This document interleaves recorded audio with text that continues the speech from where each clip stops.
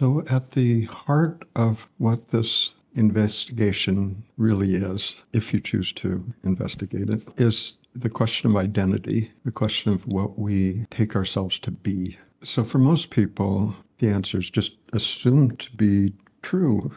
And that is, well, it's me, here I am, here's this body, here's this mental activity, here's my memory and storyline and everything that's gone before. And hey, that's who I am. End of story. And if that works for you, great. The only downside is one day that all will be taken away.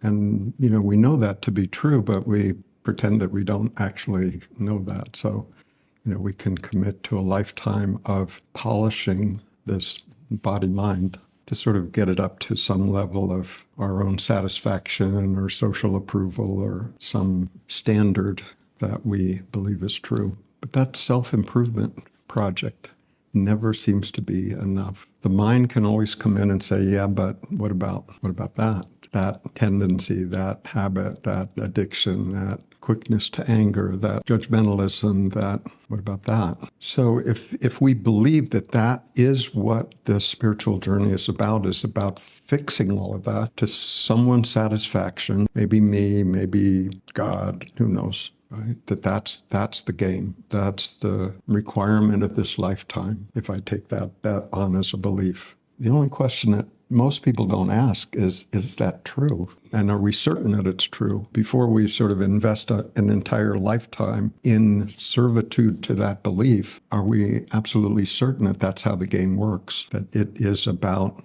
sort of fixing this? What if it weren't? That'd save some time, wouldn't it? If we take that on as a belief, it's just the other belief, like, oh, maybe I don't have to fix anything, everything's fine. If we just take it on as a belief, it's no better than any other belief.